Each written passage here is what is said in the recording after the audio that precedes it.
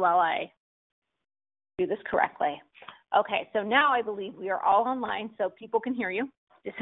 And I have a little spiel that I have to give prior to the meeting starting because this is remote.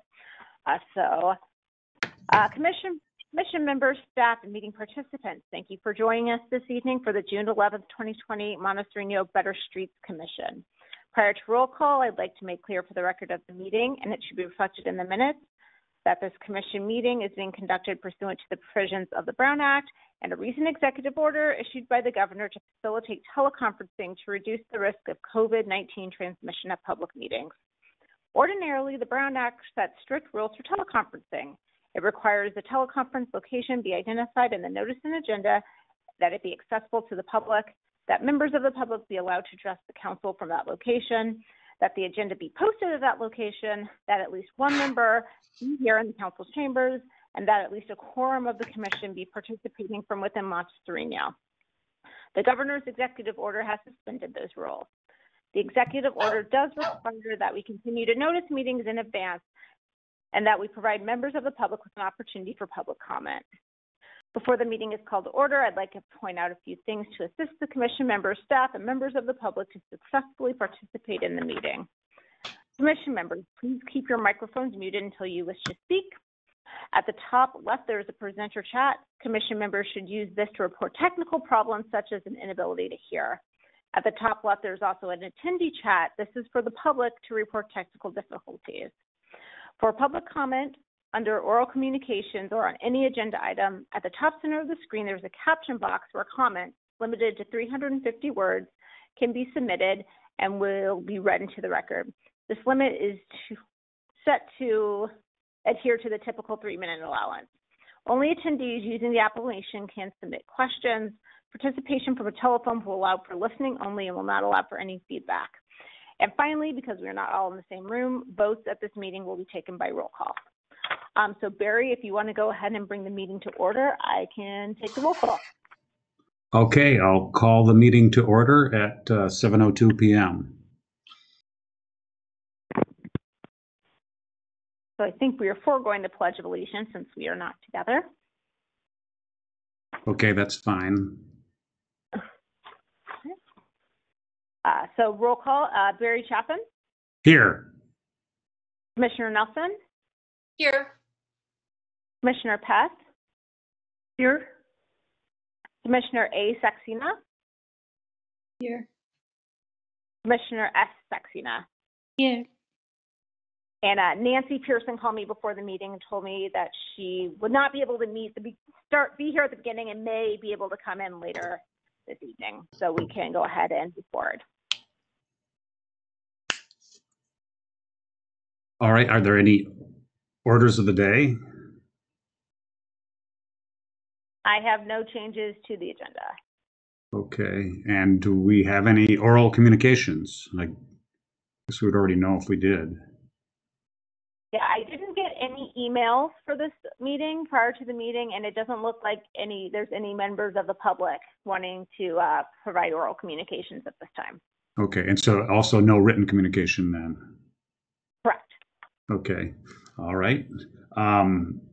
Would somebody like to make a motion to approve the minutes, or does somebody have any comment on the minutes for the prior meeting? I read them. I think they look really good, and I will make a motion to approve the minutes of the February 13th meeting.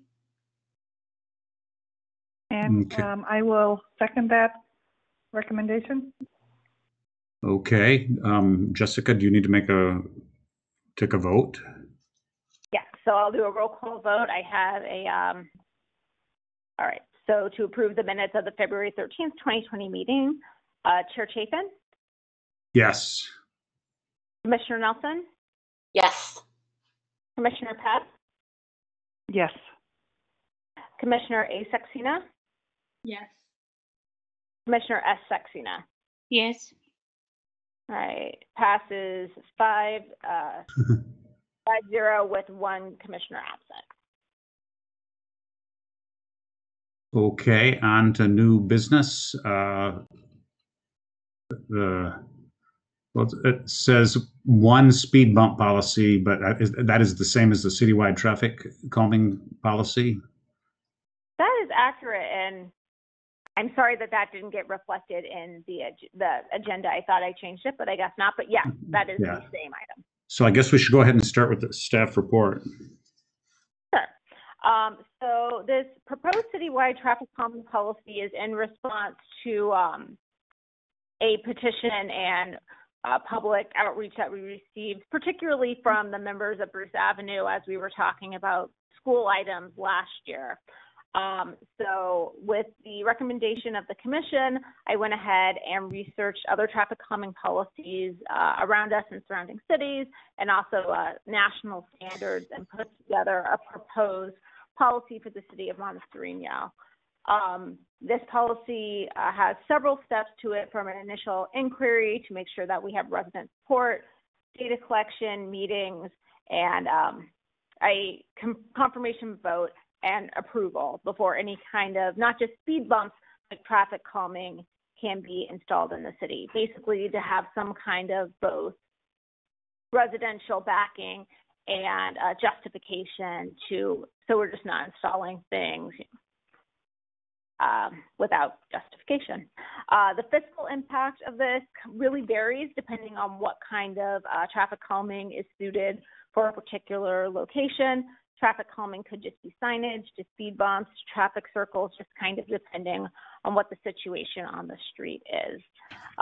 Please let me know if you have any questions, but what I'm looking for today is a recommendation to the City Council on moving forward with having this traffic calming policy for the City of Monte Sereno. Well, I mean, the policy seems pretty reasonable to me. I mean, was that were you done there, Jessica? Yes, yeah. Okay. Yeah, Jessica, I thought this was very thorough and well presented, and I think that what is proposed for the city of Monte Sereno, I think it's a very good policy, and I think it'd be a great place to start. I'm curious how we envision it with respect to things like Bruce Avenue, where we're being more proactive, because this is really a resident-driven process. But I feel like in the case of Bruce Avenue, we felt there was a need for something due to the proximity to the school, and so it's a little bit different situation. And I wonder if you have any thoughts on how that kind of different situation applies. Sure. So for Bruce Avenue, for the residents, I feel like many of these steps have already been completed, especially the data collection, which is the most time-intensive and fiscally, besides the installation, intensive for the city. So I think if this policy was to be approved by the City Council, I would also recommend to skip a few steps and probably move on to the neighborhood meeting and to the vote for speed bumps, because that's what we particularly went into with this group of residents. I would say in the future, kind of regardless of where the improvements would be located, we would point the initial inquiry back to this policy, so they would start from the beginning. But since we're already pretty far down the line with the Bruce Avenue residents, that it would be appropriate not to make them do the initial petition. Mm-hmm. Mm-hmm. But we would still do I'm flipping through the pages now. They'd still have to do the 67% of directly affected residents as defined by, the location on the street. And I'm guessing based on what we heard, that's probably not going to be an issue for this situation. So that would make sense, I believe. Right. That's basically where we would start with this. I think we might do a neighborhood meeting just because we have had so much outreach with the residents and have talked to them back and forth, just to set, basically the meeting would be to say, we've adopted this policy, here's where you are in it, here's our proposed solution, and we're going to be sending out this vote, just so they have kind of a full circle of where this process came from. So under speed humps, Page 3 of 3, it says under the proposed policy, the residents of Bruce have completed 1, 3, and 4, and 4 was the neighborhood meeting. But you're saying you'd do a kind of a, because it's been a while now too, kind of a more focused neighborhood meeting. Okay, yeah. The other thing is, the question I have is where it says on page 3 of 3, postcard vote, 67% support of directly affected residents are located on a segment of the street in question or on cul-de-sacs or courts directly connected to the street is required. So just more definition and kind of thinking about the Bruce, you know, where would the speed bump go? Would it go down by where San Benito is? And would you then do the whole street in that, you know, in your the postcard thing, or how would that work? You know, how, if there's a specific spot, we don't know the spot yet, really. Yeah. So for Bruce in particular, I think the appropriate, for using speed bumps, it'd be appropriate to have 2. Usually they come in pairs. It would be on the segment of street that Monte Sereno owns. So that actually helps a lot, because it is kind of comes into question what's 67% if you're including residents that live closer to Winchester, but that's not within the city. So that doesn't really apply here. So it would be for this particular project, it'd be the residents between San Benito and Poppy Lane on Bruce Avenue. Jessica, does the 2/3 mean 2/3 literally of the residents, or 2/3 of the people that take time to vote?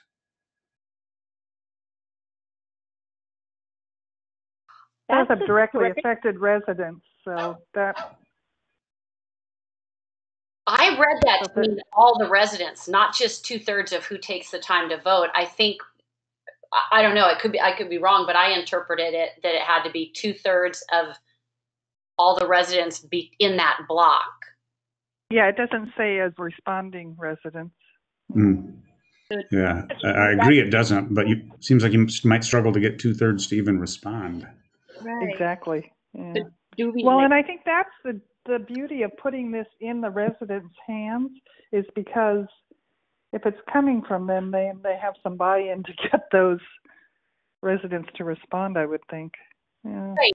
And somebody, I mean, if you look at the petition, I mean, I don't think we're going to have them do a petition, but if somebody felt strongly, they would be the one spearheading it. So they would probably be the one responsible to make sure that all the parties have voted, or enough parties had voted in favor of it. Are we going to give them a timeline, or it is open-ended? So for the postcard vote, I would imagine something like 2 weeks would be appropriate, but you're right, that wasn't specified here.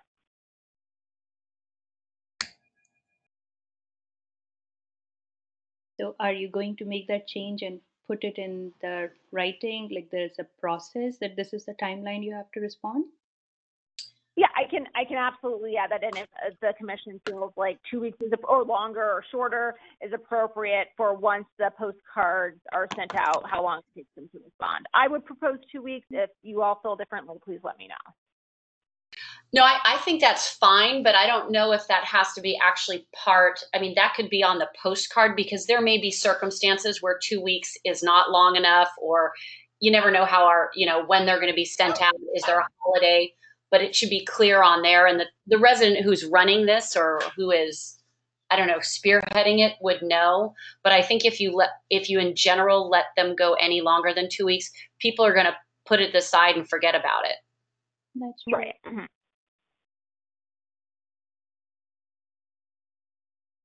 Now, I think if we do speed bumps, there will be temporary speed bumps and a trial. Is that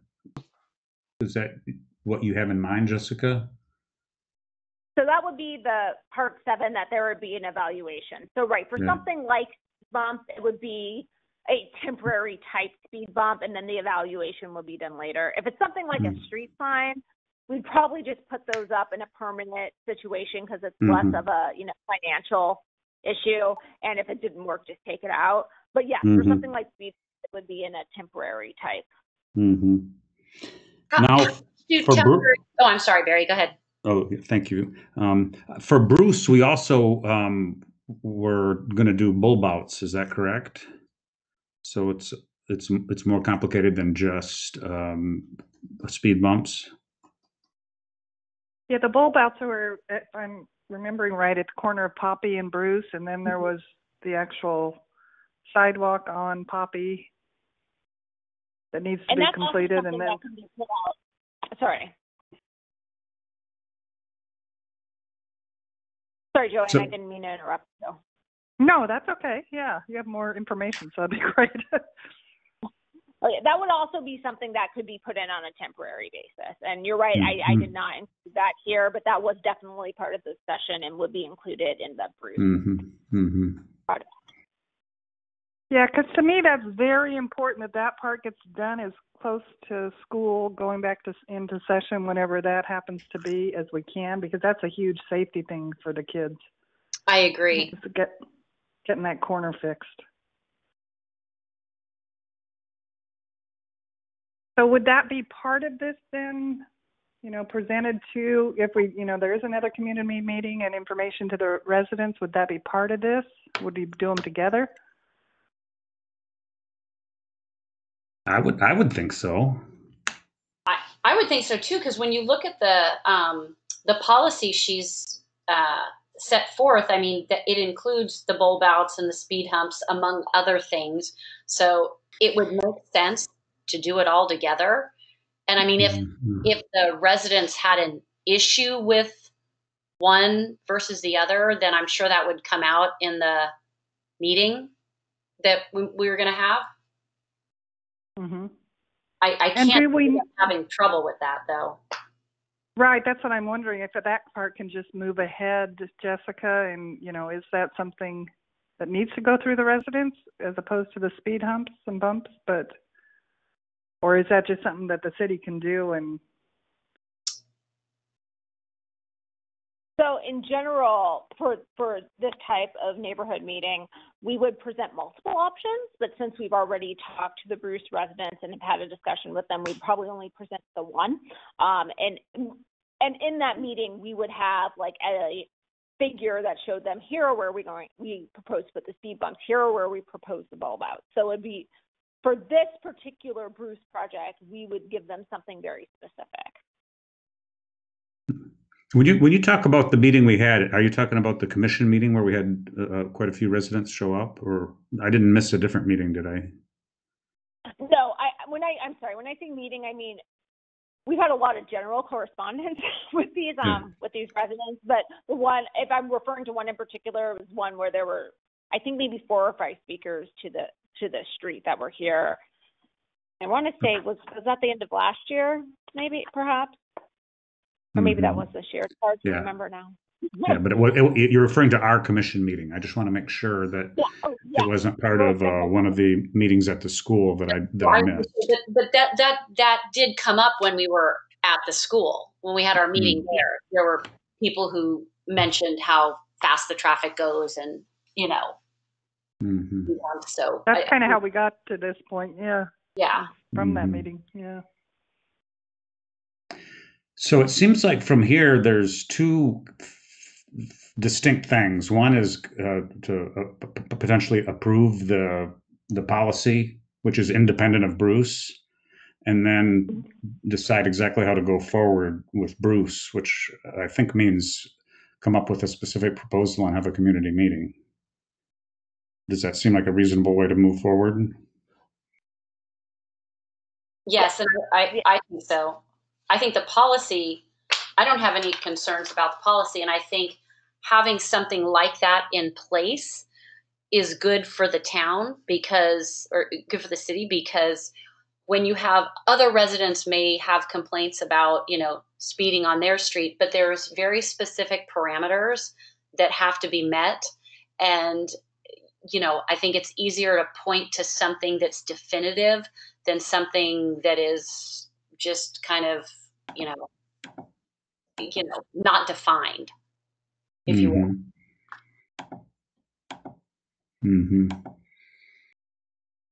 Jessica, my memory I can't remember. Was there a traffic study done on Bruce, and did it meet that 85th percentile on 500 vehicle trips? Yes, it did. Okay, so we're good on that. Yeah. The other question I have is when I look at the traffic calming policy, there's something there, street markings, striping. I don't really see anything in there about sidewalks, paths, pedestrian, bicycle. Is all that considered street markings, striping? Something like a sidewalk would be more of a hard infrastructure project. Kind of difficult to put that in there because then you're going into large capital projects, and a lot of these traffic calming policies are kind of meant for things that are on a smaller scale. I would say definitely going through this process, we may find that the most appropriate solution is a sidewalk, but then that would be more of a long-term project than what we're kind of promising here is that if it meets all of these criteria that the city will do something for traffic calming in a reasonable amount of time. Okay, yeah. So thinking about Bruce, where we talked about the sidewalk and the parking thing, and they were really not interested in going there. But then we talked about better striping so that there was room for hopefully pedestrians and cars to kind of get along the side, and hopefully bicycles too. So that would just be included under the scope where it says potential traffic calming measures. It could be street markings, stripings, that kind of thing would be part of that, I guess, instead. Would be the striping part of that, right? Mm-hmm. Okay, good. Does the specific, oh yeah, there it is. I'm just trying to see the list of specific, it says it may include the following features. So it's not an exclusive list of everything that could be done. Correct. These are just the more common items that when you think of traffic calming, what typically is involved. And even on the application, there's a list of, speeding, pedestrian safety, bicycle cut through, and then it says others. So there is an opening for other concerns. It's just that those first four are probably the primary reasons that residents might want to look at a traffic calming measure. Jessica, when somebody does a significant remodel or, tear down, rebuild or something, and they're on one of our streets that very few have sidewalks, and, we're finding, there's drainage issues and there's paving and where does the street end and, what's in that kind of median. Do we have a policy? Is that part of, their building permit or their policy that they have to, pave and make it neat up to the edge of the roadway? Yes, there is a requirement that they have to put in a curb and gutter. And depending on where they are in the city, it has to be concrete. Somewhere up in the hills, on Withy, for example, that wouldn't be a requirement because it's, that just does, there's not drainage issues there. It's way more rural, but down on Poppy, Bruce, Dave, they are required. If something doesn't already exist, they're required to install it. Okay. Yeah. I'm just thinking there's a lot of places that are, kind of hodgepodge all over. So I'm hoping it gets caught up a little bit.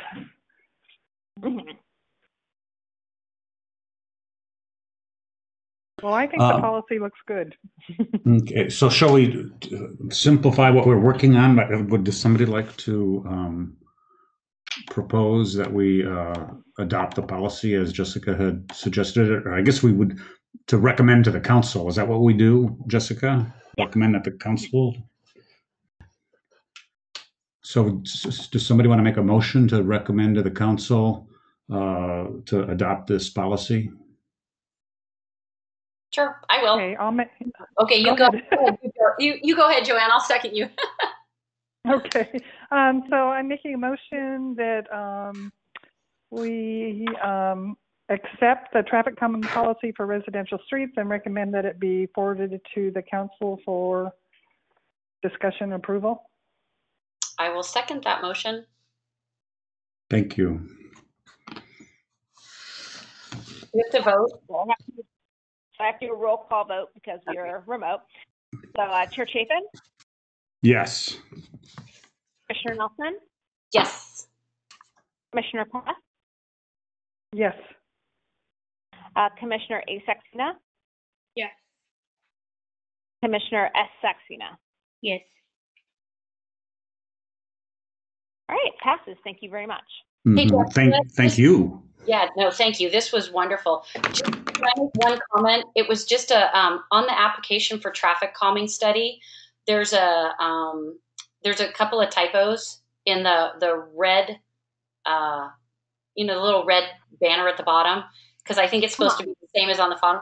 It should say inspection to determine if traffic calming is feasible. It's just those two words are left out. So if you're going to print make a final copy, you may just want to include that. Yeah, thank you very much for pointing that out. Sure. So as a separate issue, I feel like we need to talk a little bit more about moving forward with Bruce. Great. So as the next step to come up with a little bit more detailed plan and then call a meeting with the community. Does that sound right to people? I think that does. I was refreshing my memory. I think we were supposed to do this, speed bump or the traffic calming policy in a separate meeting before our next meeting, before everything shut down. So now that we have that done and kind of recommended to the city council, then I do think we have to figure out what do we do next with Bruce. Jessica, is this the type of thing where you would go through, do a design then that had location of the speed bump, what it would be, the bulb outs at the corner of Poppy, taking out that part and that people have taken over with bamboo and putting sidewalk in and kind of presenting that as three different options, or I don't know, a design thing so that it could then be, given to the residents and then presented to them? Or where would we go with this? I would say the next step for the residents would be a meeting with them that has some type of specific proposal. It seems like from the discussion we've had with the residents who have participated so far that the sidewalk was kind of a no-go. And so I will say that I have dropped that for now. So we didn't, this last council session where we got quotes from design engineers to do designs on different streets. Bruce wasn't included because this was all pending and it was very unclear as to what the residents actually wanted. So I have not moved forward with the sidewalk idea on Bruce, and it didn't seem appropriate to do so unless different residents come out of the woodwork with a different opinion. So I would say my recommendation on moving forward with Bruce would be for me to come up with some kind of temporary speed bump bulb out design and present that to them at a public meeting, and also just to kind of refresh all of those residents of how we got here and what happened. And then at that point, if that seems like something that's reasonable to them, go forward with the postcard vote. I think that makes sense. Mm-hmm. Though I'm curious. I mean, I don't even know when we'll be able to have a meeting with that many people, according to Santa Clara County, guidelines. But if we have it ready to go, then we could do it as soon as we are able, unless you wanted to do something like that via Zoom. I mean, I know other agencies, even our agency had a pretty contentious item on the last council meeting where definitely the public was able to successfully give public comment. I think it might be a little more difficult here because they're trying to see something for the first time. So I guess it just kind of what the commission feels as to regard if we should wait till they can actually be here in person. This doesn't seem to be quite an emergency, and there is no timeline that we have to adhere to on here, where when they did the subdivision the other night at city council, that has a legal timeline that they have to do it in a certain amount of time. So I guess it's just whatever the commission feels most comfortable with. I mean, it looks like my personal feeling is get it ready, which will take some time anyways. And true. That's right. I was saying, if we have it ready, I just want to make sure that if we have a meeting, whether it's Zoom or, ideally in person, that the residents can understand the whole picture, and, and that might be kind of hard sitting in front of a computer screen. But if we have it ready to go, it could be the first thing, our first priority, when we are allowed to have an in-person meeting with X number of people, and that may happen sooner than we know or we think, social distancing protocols, whatever. But it would be nice to have, because I don't want them to feel like we've dropped the ball or stopped, especially since you said that like Bruce was not discussed, or which totally makes sense that it was not discussed, because we don't really have a plan yet when you put that other stuff out to bid. But I think we should, if we can have it ready, we can even let them know that we, have a proposal ready and we're waiting for, a date that we can set for a meeting. Yeah, and with no less traffic, I think people are speeding more, so they might be feeling that people are not even thinking about their street, and we see cars just going on fastest speed possible all the time. So starting something and get it on the agenda would be better. So all the people in the neighborhood know that something is coming. Mm-hmm. Especially if school's I don't know if school's gonna be back in August. Do we know if schools are starting in August? As of now, they are saying that schools will start in mid-August. They are getting ready for it. They're still talking to teachers union, so we will see the timeline, but they have given the approval to start it from mid-August. Yeah, so the cars are going to be back in August. Looks like it. Jessica, do you recall if there was any, if we talked about striping? Because that's a common traffic calming thing, is to make the street look narrower with striping. I don't remember if it was appropriate in this case.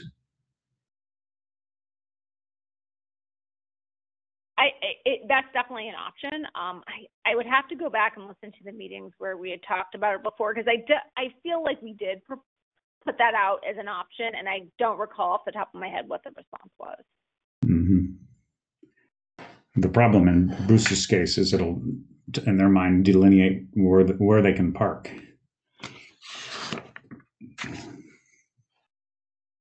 But maybe that's good. I don't know. Well, and actually, if if I'm imagining Bruce, and I'm imagining white lines on the sides, on each side, and on the house side of that white line is where you park and you walk, which is kind of what happens now, but there is no line. At least that even of itself doesn't take anything away, but it delineates the space some, and would seem to, in my mind anyway, make it appear narrower a little bit. Yeah. Mm-hmm. Mm-hmm. Right now there's no marking, so it seems like anything would help. Yeah. Wouldn't it make sense to do that if we were talking about speed bumps? Because speed bumps usually have some sort of marking or notification, or you don't, just to make sure people see them. Yeah. Right. Any kind of permanent speed bump would have marking on the speed bump itself, and temporary ones usually have reflectors on them. And where does drainage and things, those issues, I mean, that work would be done at the same time, I assume. How does that fit into this equation? That would be an improvement that would happen with some type of permanent speed bump. So I would say that would probably, that would happen after. So we would put in the temporary speed bump bulb out, see if that rectifies their issue. And if it does, propose permanent ones with the street improvement program, which would include the drainage, curb and gutter type improvement. Okay. So we don't need to worry. Yeah. Okay. So we don't need to worry about that right now. So the cost of a temporary speed bump, that's not prohibitive, right? How much does a temporary speed bump cost? Usually, at the most, $3,000. Is that for a pair of them or just one? That's for one. That's not that much less than the real ones. True, right? Because they are removable and they're meant to be used again in different locations. I mean, they're meant to be temporary and they're meant to be able to be moved. So, right, you're correct. That isn't a whole lot cheaper than installing it in the street. Can they be rented from somewhere? Does that exist? That's a good question. No. I can definitely look into that. I mean, is there another city that has them that we could rent them from? That is a great question. I'm not sure, but I can definitely look into it. I'm sure big city like San Jose would be trying to do it all the time. So if we can rent it from them for some time, if it is feasible and you can look into it, it might save us some money. If not, we'll have them for the next street. Yeah, well, I was just trying to think. It's like, okay, our little tiny, city. If we buy a couple of temporary speed bumps, then we have to store them somewhere, Right. And so I don't know. And it's not a small thing to store. Mm-hmm. And you also have to pay for someone to install them and remove them, because I'm not going to do that. I would have to get a contractor to do that. So, right, a rental fee typically comes with the cost of installation and removal. So you're right, that may very well be more cost effective. Okay, cool. So do you need any more guidance from us to come up with something more specific for us to look at, or Jessica? I think I have enough to go on. I can definitely put together a mock-up of what it would look like, and right, depending on where we are with the shelter in place in the next few months, we can talk again at the next meeting about how we want to move forward with the public meeting. Hopefully it's a little more clear. Mm-hmm. Now, would you be able to share something? I don't know if it's even allowed in advance of the meeting, so we could walk the street. I would like to walk the street before the meeting. With the proposal? Yeah. With a mock-up would be great, so we could, yeah. But I'm not sure if that would violate the Brown Act. I think as long as you don't go together. Okay. Okay. Okay. And I just really, and Doreen, you and I sit out at that corner, and I just really want to stress, if we can get that sidewalk piece finished and those bulb outs for school, it's going to, potentially save a major accident, because we just saw kids streaming through there nonstop. It was amazing. And I was surprised we were both surprised at how many kids come through using Poppy. They just shoot right through there. And they have to be in the street, because there is no sidewalk, even though there's room for it, it appears. And, they're not there. You can't see them if you're in a car because of all the, vegetation that's growing in that right of way, which appears to be a right of way. So, yeah, as long as we don't lose that. Yeah, agree. Mm-hmm.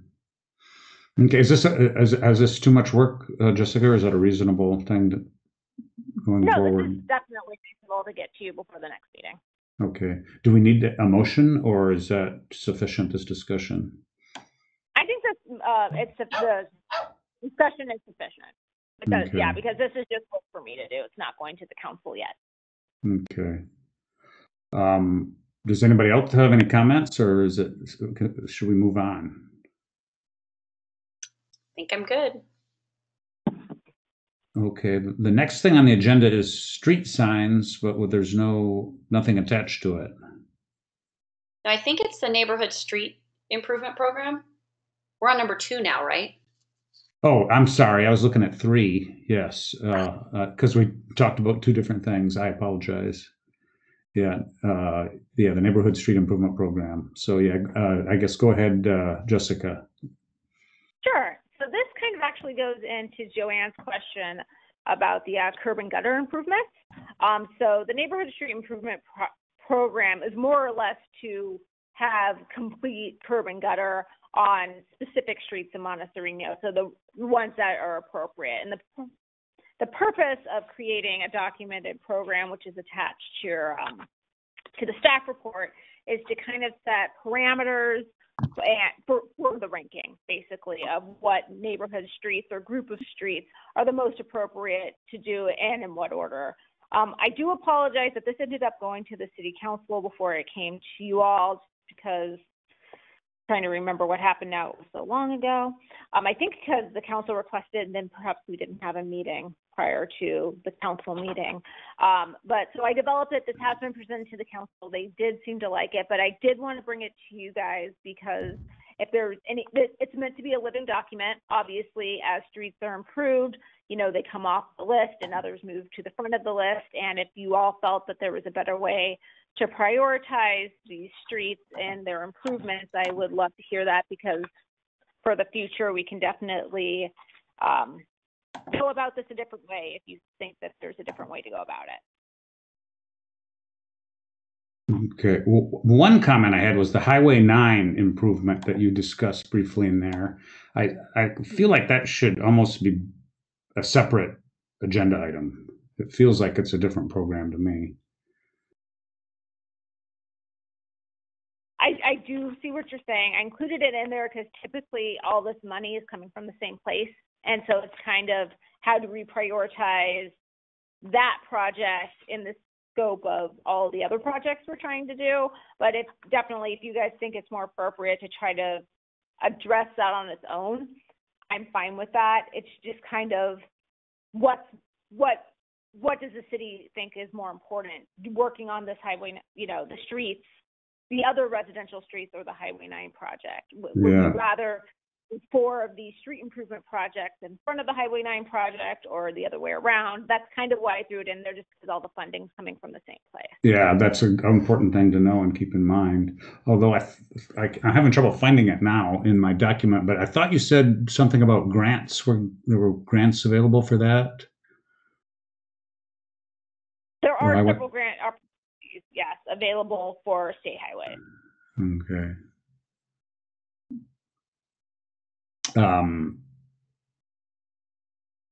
So as long as we're on the subject of Highway 9, so this Phase 2 improvement project, did that somehow come back to life, or was that ongoing all along? Or can you comment a little bit more about what's going on there? Sure, there's definitely been some updates to that, completing the walkway on Highway 9. So in order to get grant funding for these projects, typically you have to have what's called a shovel-ready project. So you have to have all your permits in place. For Highway 9, I'd have to have already discussed and have some agreements with Caltrans, and they want engineer drawings. So in this year's budget, so we didn't use all of our money this year for a neighborhood improvement project. It came in a little bit under budget. So the remaining monies, the city is under contract with the design firm who did the original project to produce a design to make a shovel-ready project for the remainder of the project. So that's where we are right now, and it's been somewhat delayed due to COVID-19, that we couldn't have the surveyors and the engineers out here. It has since restarted. So right now, that piece of Highway 9 that's missing the walkway is currently under design. Hopefully we have a design prior to all of these grant applications being due.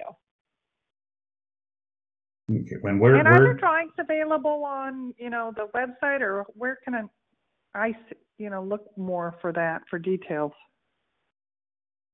So the original drawings from the original project that did include this piece of sidewalk are here at City Hall. I don't believe they're online, but I could look for them. The ones that were being drawn up now, because standards have changed since the original project and the old encroachment permit has long been expired, is under production right now. So I don't have that right now, but if you wanted to look at the old design, I could definitely provide that for you. I don't think it's online anywhere. Mm-hmm. So at our next meeting, could you share with us where it is, and if the new drawings are available, share those with us, and bring it out as a separate agenda item.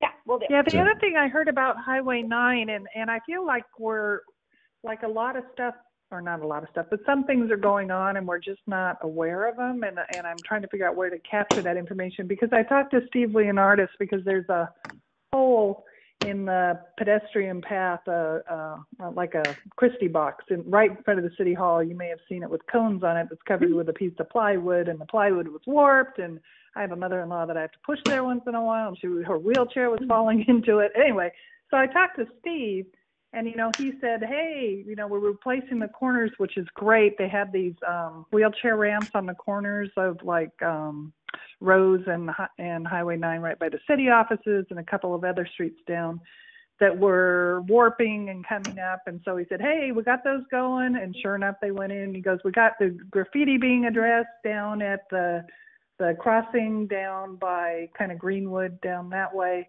And sure enough, the graffiti got fixed. And then, I talked to him, and they're after the cable people and trying to get this box fixed, but they got better plywood over it. And, they're having bushes trimmed along there. We're in a couple of places. So there's a lot of, he said there's a lot of the community members are complaining about this stuff and kind of on top of it and presenting it. And, and it sounds like things are getting addressed, which is fantastic. But I'd really love to be in that loop so that, I feel like, I'm complaining about things and other people are complaining about them. And then I'd like to be able to say, hey, this is going on. And, we know where it is, and we know it's being addressed, and the city's aware of it. So I'm just wondering how to facilitate that and kind of get that information.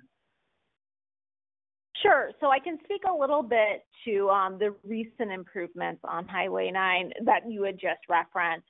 So generally, improvements and maintenance on public highways are the responsibility of Caltrans. And so the city for many years had not been doing the trimming, dealing with the graffiti, things like that. And it's taken a long time for those things to be addressed because we were waiting on Caltrans. Typically, rule of thumb in a city is you don't touch public infrastructure that's not yours, because then you end up having to maintain it on your dime forever. The city manager does not feel that way.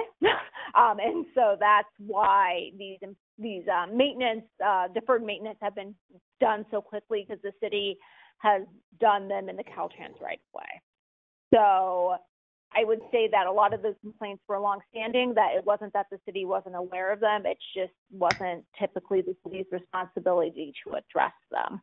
I guess moving forward, your question is, how do we know what's already been reported, or I guess for the current situation, Joanne, what are you trying to access, so I know how to answer your question? Yeah, well, I just, so, I mean, those are great improvements, and it feels like that's helping the safety, and it's kind of like what the committee's supposed to be doing. So it was great to be made aware of it, and it was great to know that other people were concerned about it and reporting it too, and that it was going to be addressed, and then that it did get addressed. But yeah, and maybe it's not just this committee. It almost feels like there's like a reporting system that needs to, that's important to me at least. Like and especially for Highway 9, because there's so much stuff going on out there. But the city is doing some really good things there. And my neighbors are talking about it, and they're complaining about it, and the city is doing things. So I don't know. As a member of this committee, almost, it'd be nice that, when my neighbors say things, had said, hey, that stuff's falling apart on the corners, and how do, who's looking at this, and who owns it? And then you hear, well, it's Caltrans, and we can't do it, and then, and actually the city just got it done. So it's a little, it would have been nice. It would be nice to somehow be in the loop on that, I guess, is if it relates to kind of street repair or sidewalk repair or pedestrian safety or bicycle safety, kind of what we're, involved in. If we had the information, I mean, those aren't big things that are going on. They're not huge projects, but they are really important to the citizens that are dealing with those, and that are frustrated with it, and that there actually is solutions that are coming. Yeah. Joanne, do you think some of that could be a function of the fact that we haven't had a meeting in 4 months because of COVID, and that, if we were meeting on a regular basis, we might have been a little bit more informed? I mean, I don't know. That's a good question. I don't know if that, that would have made it to kind of like an FYI engineers update. Here's what we're doing. And maybe we could just expand that engineers update is, here's the little things that are going around, or, people are complaining about these things are peeling off the sidewalk, but we're on it. I don't know.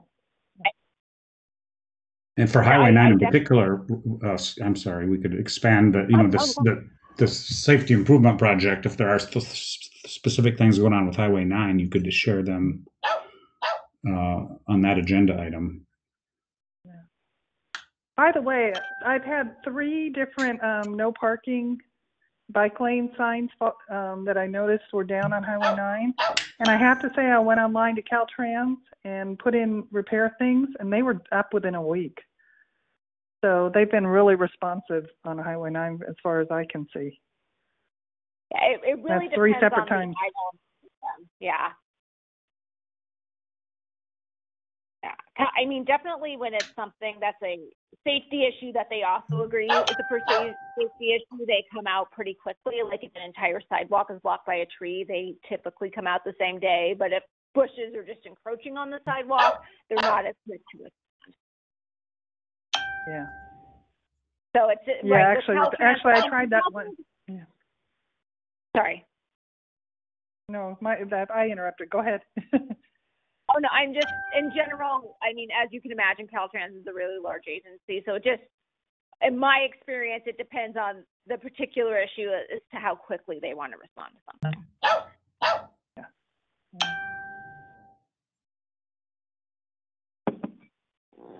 So more generally regarding the street improvement program, I mean, it sounds like the council's already given you direction, and we don't really have any action. This is more FYI. The council definitely reviewed the report and was happy with the analysis.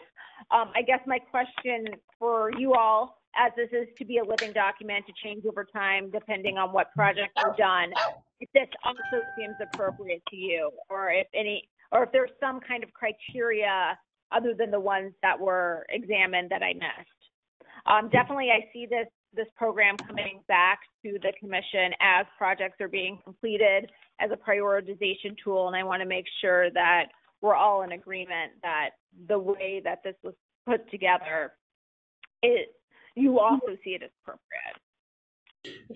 Is there another would it make sense to have another category of issues that are, causing street degradation, things that will really impact long-term maintenance?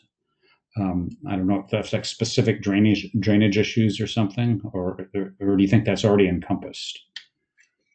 Well, as far as drainage, I feel like a lot of the drainage issues in the city are curb and gutter issues, and if it's not a curb and gutter issue, it tends to be a private property spilling water onto the public street issue. But if there are other issues that I'm not thinking of, especially on particular streets, that's when it becomes a little more difficult in these rankings, because a lot of it is just kind of, I looked through here, it didn't have a full curb and gutter, or it did have a full curb and gutter, but I don't live there, so I don't know that, right, the curb and gutter isn't, pitched the correct way, and it's actually not draining at all. You know what I mean? So I feel like definitely more consideration could be brought to something just than me looking at the street and saying, oh yeah, there's a curb and gutter there, it's fine. But then again, there's no easy way to do that unless a neighbor brings it to our attention. Right, exactly. Right, that's kind of hard to evaluate for every street in the city if someone hasn't brought it to my attention. Yeah, I agree. And wouldn't you think if it was really that bad, you would have heard something, or one of us, especially Jessica, would have heard something if something was particularly bad, especially as it relates to drainage. But it could be mildly bad and just turn pavement into 20-year pavement instead of 40-year pavement. True. That may not happen, but I'm just thinking out loud on that.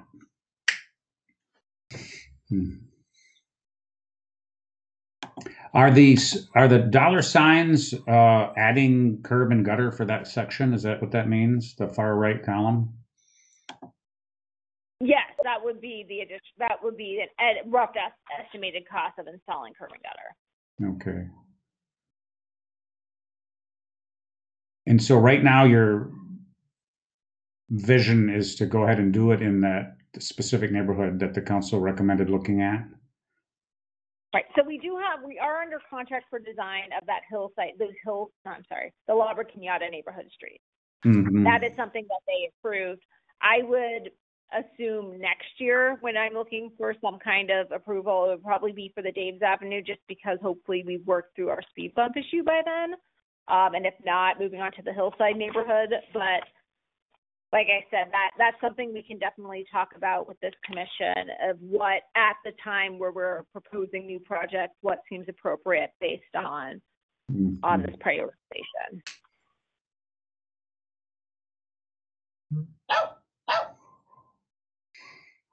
Okay, so we don't have any action, is that correct?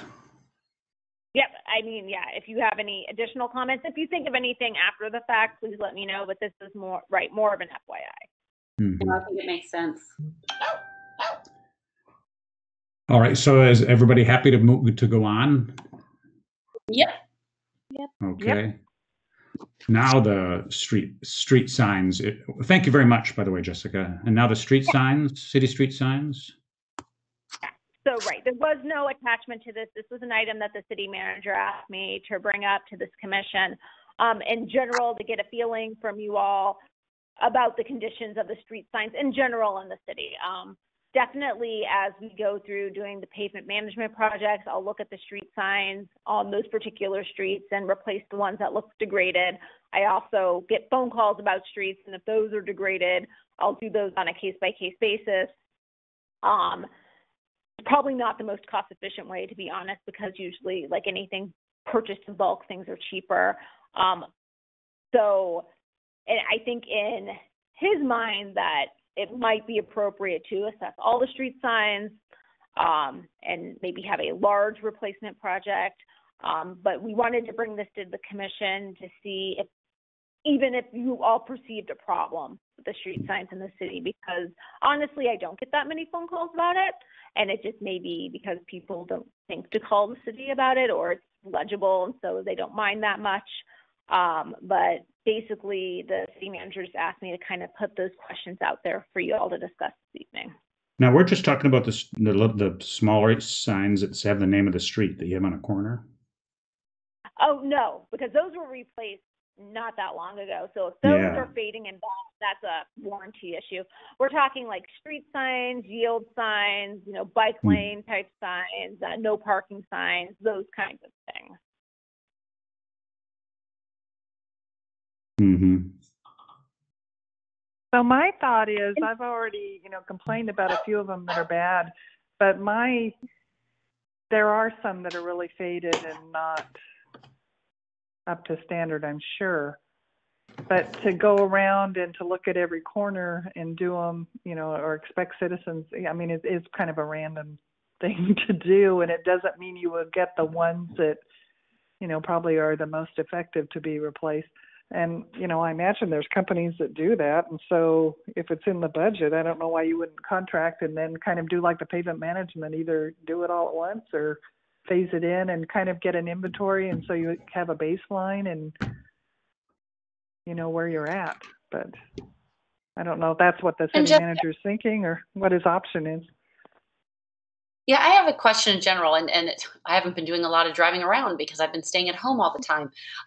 When you see street sign, like those signs you're referring to, and there's a lot of growth around it, whether it's trees or shrubs or something, how do we? Because I was just walking on, I think it was Dave's Avenue, and it might have been by, oh gosh, Twin Creeks. There's a sign that's like in all these hedges, and you can't really see it. But is it our responsibility to notify the property owner? Because I know there's more than that one when there's an obstruction regarding the signs. Yes, that's a code enforcement issue usually. So I'll get that type of complaint and forward it to the code enforcement officer, and that is the responsibility of the person who owns the bush or the tree or whatever. And so they get a certain amount of time to deal with that. And if they don't, the city typically, when we've amassed a few of them, will go and have someone cut the vegetation. We don't really like to do that because then people, if you cut their tree wrong or the tree subsequently dies, or there's a lot of issues with that. So the first course of action is always to try to get the property owner to do it themselves. And it also kind of depends on what kind of sign it is. Like a stop sign is probably more important than, a no parking sign, for example. Right. So yeah, there's definitely a prioritization there. But in general, to answer your question, that whoever owns the bush or the tree or whatever is blocking the sign, it's their responsibility to keep that clear. Okay. You know how PG&E had that company came around and they looked at all the poles and looked at all the lines, and then if you cut the tree in front of that sign, whatever you saw, you're going to need to come back in a year or two and do it again. And so how does it get on a list of, this is probably a problem area that we need to send our annual letter or something out? But it seems like you almost need a company to go out and do that and, inspect all these and see where they're at. I mean, we're a small city. We don't have a lot of infrastructure needs, but that is kind of an important infrastructure product that we have. But do you think the city manager is more worried about just how they look versus functionality? We don't want to be a city of signs with bent corners. You mean like just the aesthetics? Yeah, I'm just wondering how much of that is where he's coming from. I would say that's definitely part of it. I mean, obviously, there's always the concern about vegetation and things being viewable, and frankly, that is something that's in the MUTCD, that you have to have it to a certain standard. It can't be faded where it's not legible or reflective anymore. So there's like legal issues about it. Yeah, the aesthetic issues, I think, are probably where the impetus of it. Well, I mean, one thing is we could all say we'll pay attention to signs before our next meeting. I mean, that's just not something I've given a lot of thought to, and come back with an opinion. Is that a reasonable approach? Yeah, I think it's reasonable, and I actually think if there's a problem, we could split the city up and probably, get maps and do an inventory if we need to ourselves. Yeah. You don't know how many signs we have, do you, Jessica? That is something we're required to report, and so at some point someone did go out and count them. I would say it's in the range of about 500, probably a little less. 100 a piece. That's not too bad. Yeah. And I have approximate locations for those signs when that count was done several years ago, and so I don't think there's a whole lot of additional signs that have gone up since then. So it's fairly accurate. If we could get that information, we could easily divvy those up and on our own time just drive by and say, this one looks good, or this one's torn down, or this one has been. I mean, that would not be that hard for us to do. And it would certainly give a picture of, do you really have a big problem, or is it and is the problem they're all faded, there's vegetation, what is what's going on here?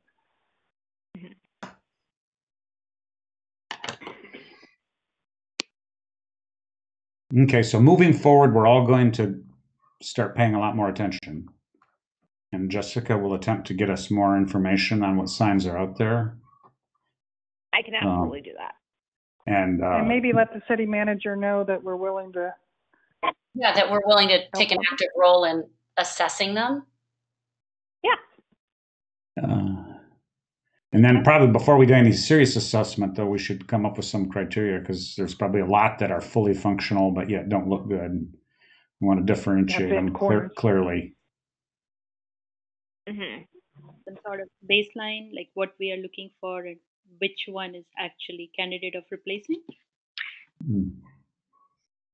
Yeah, some kind of rating system. So I have a question, Jessica. When we are looking at these signs, and if in future we move to change few of those, in addition, can another study be done where we can see if the speed limit be posted, if it is possible? That would be a different project altogether.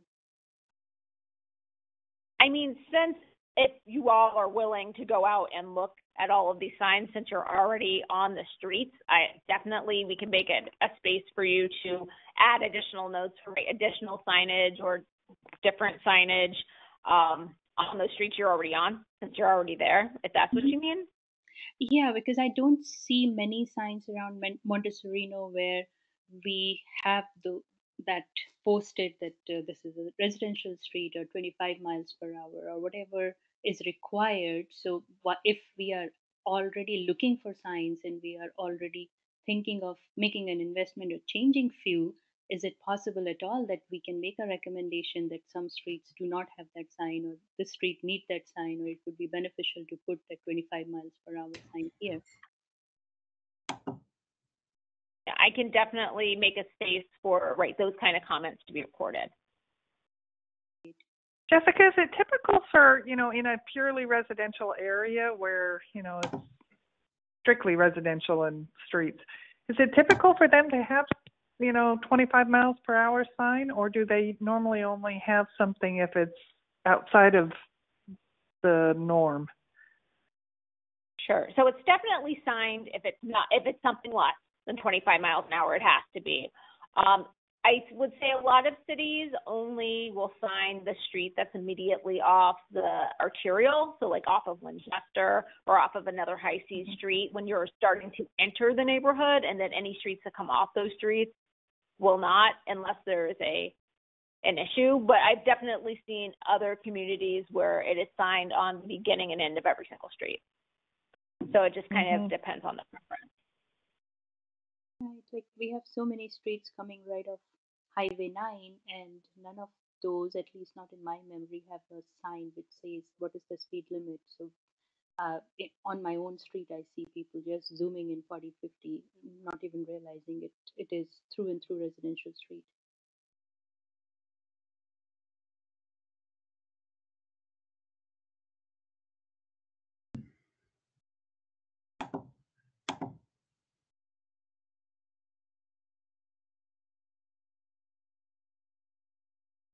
Okay, so it sounds like that's reasonable to expand the scope of this a little bit to see if there's areas that need signage that doesn't have it.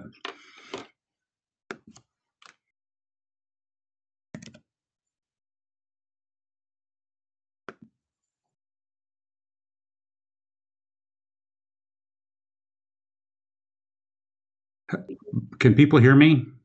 Yes, I can. Yep. Okay, my computer went to sleep and I thought maybe I had disappeared. No, I think we lost Jessica. Oh, no, I'm still here. Oh, okay. Yeah, I can hear you. I just keep mine muted most of the time. Right. Yeah, everyone went so quiet. Even I was wondering what happened to my computer.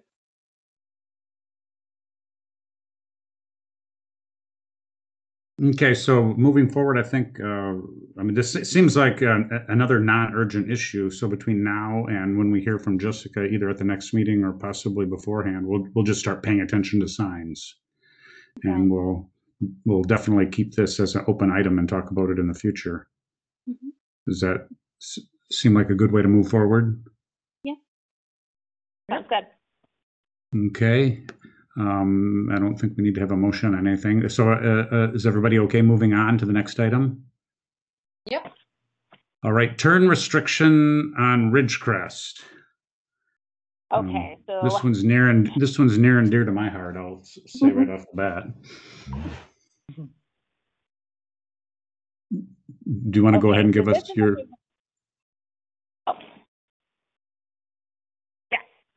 So this one's a new one to the commission, though I'm sure, a issue that many of you are familiar with if you've lived here any amount of time. I've summarized a lot of information from the town of Los Gatos, so please feel free to ask any questions that you have. This item is coming from the City Council's most recent goal-setting session in the beginning of May. And one of the items that came out for them was to explore this no right turn on Ridgecrest. This definitely isn't a new item to the city. I would say that the times that Ridgecrest has been restricted before, the town of Los Gatos took the lead because they were doing it along with other streets along Highway 9 to mitigate the traffic that's obviously trying to get back to the freeway to get over the hill to Santa Cruz, which that entrance is in their jurisdiction. So really, Monte Sereno is kind of the middle of this traffic issue. For many years, the town of Los Gatos has worked with the city to try to alleviate the situation of cut-through traffic.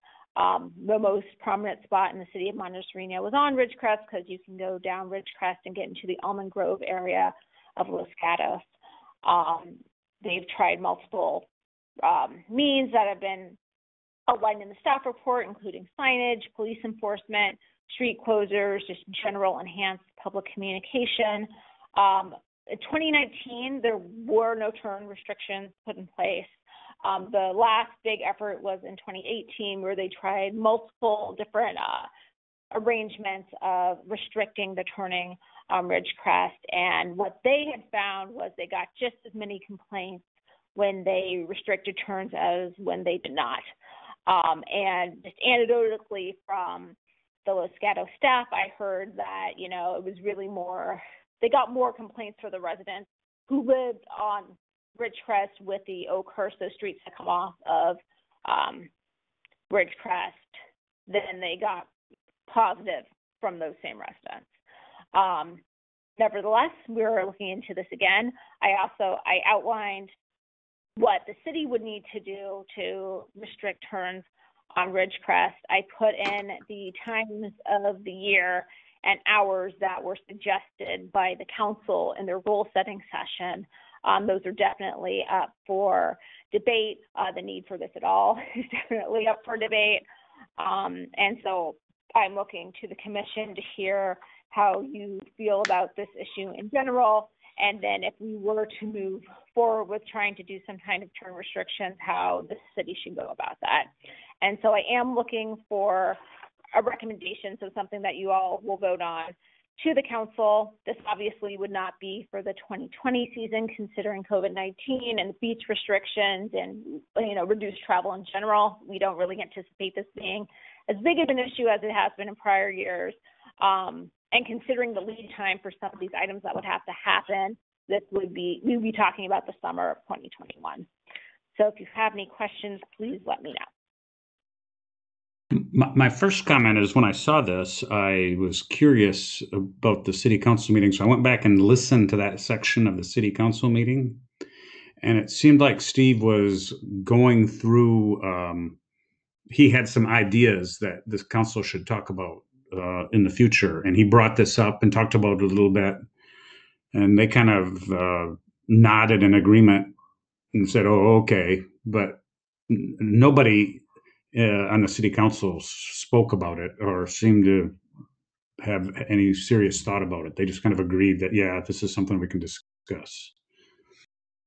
So I just wanted to let people know where I thought the city council's head was at with respect to this. Thank you for doing that, Barry. That's helpful. And then from my personal experience in this, I'll go ahead and bring it up. I guess it was 2 years ago, Los Gatos blocked turns onto that street, which meant that people that lived there had to go all the way through beach traffic, downtown Los Gatos, and then loop back around through Hernandez. And so, it created a nightmare for the residents that lived there, and they went bonkers. And they physically went out and removed the barriers and stuff like that. It just didn't go over very well. And if you think about what's going on, it really inconveniences the people that are right there, the Monte Sereno residents that are right off Highway 9, because they can't get to their house. And who's being helped is the downtown Los Gatos. So it's the citizens of Monte Sereno making a sacrifice, I think, to help the residents of downtown Los Gatos. Now, I'm not saying that should never happen or that's a bad thing, but um, it just doesn't seem like it seems like it should be a formal request from Los Gatos to say, please help us out before we would. I mean, I just don't see why we would proactively block our own street. That's because I was going to ask how do the residents on that street feel about that? Because it sounds like if you say no right turn on Ridgecrest during those hours on those dates, that's going to impact the residents a lot unless there's an exemption for them. You know, there can't be. I've looked into that. I bet Jessica will concur. Okay, so there can't be an exemption for residents. So, yeah. Oh, yeah. Oh.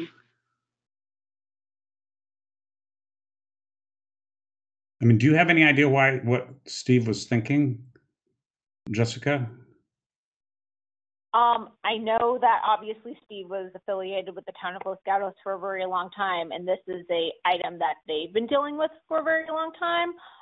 So perhaps he perceived that this is something that because the residents of Los Gatos obviously desired some kind of restrictions off of Masal and Tate, I believe, that perhaps the residents here felt the same way. And to be honest, I don't think the city of Monte Sereno has any data on specifically the residents of Monte Sereno. I know that the town of Los Gatos does have some formal complaint, and at one point they might have done a survey with their residents, so I think that they probably do have some kind of data of their residents where the city does not. So perhaps we don't have a true feel of what our residents feel about it. Well, I can tell you it's not just Ridgecrest because, it's a bigger problem than just Ridgecrest because I can tell you Winchester Boulevard is a nightmare because I have to use, I'm a Monte Sereno resident, but I have to use Winchester Boulevard. And God forbid I forgot something at Safeway on a Saturday morning in the summer because it could take me 20 minutes to drive what should take me 3 usually. And so, when I saw the Ridgecrest, I was like, this is a bigger problem than just that, Well, I think we all know it backs up the, arteries across town. Yeah, it gets bad. I mean, I live on Highway 9. You just learn that you can only go out in the morning and you can't come back until late. Yeah, exactly. You're kind of you can't do it. Yeah, you're completely stuck. Yeah. Yeah. And Highway 9 both get blocked.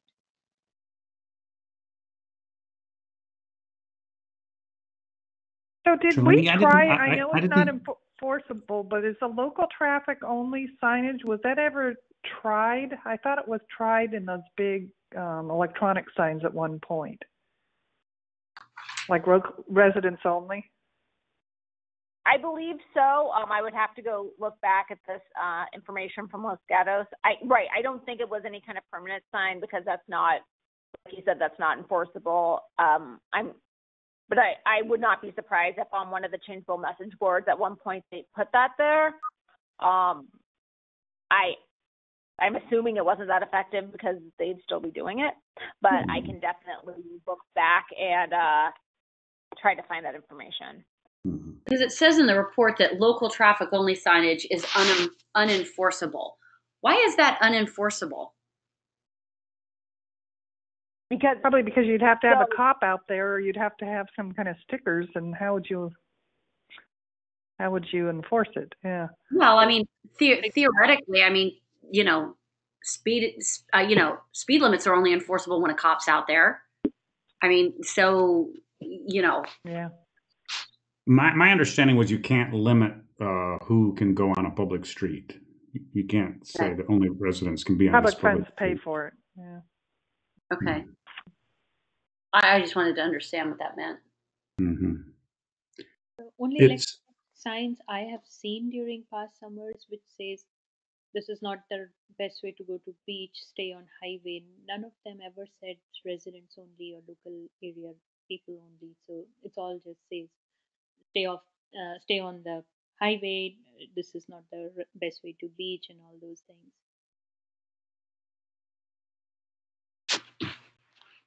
Mm-hmm. Jessica, I had one question in the Q&A, because the beach traffic's a huge thing. Um, when they actually closed the ramp on, I think they closed at the end of downtown. It says that the residents on the east side of Los Gatos Boulevard by Kennedy were impacted. How was that when they closed the South Santa Cruz Avenue at Wood Road? But that seems like so. How did the Kennedy? Do you know how the Kennedy Road residents were impacted?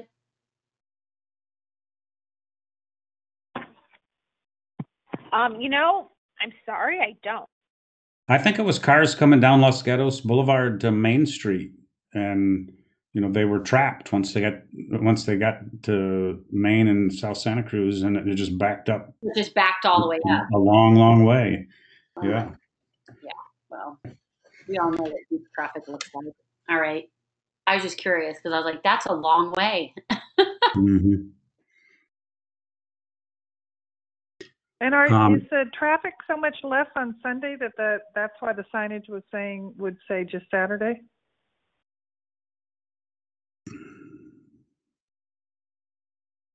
So the beach traffic is not turning on Ridgecrest on Sunday? Yeah, actually, somebody did ask about that at the city council meeting, and Steve did say that it seemed like there was a significantly more Saturday morning, Sunday night type of traffic. Saturday morning was the worst, and Sunday night was the second worst, or something like that. That a fair amount of the people were going away for the weekend. Mm-hmm. That's how he answered the question, something along those lines.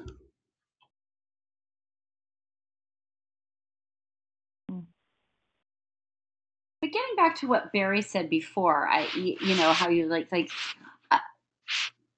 I guess, why is this coming up? Why is this specific, one coming up as opposed to dealing with the entire problem of beach traffic? This one street. Well, it is the only thing that's been tried in the city that directly impacts Monte Sereno. I mean, I do agree it's a really little bitty part of a huge problem, but it's kind of the only thing that at our disposal to tweak it.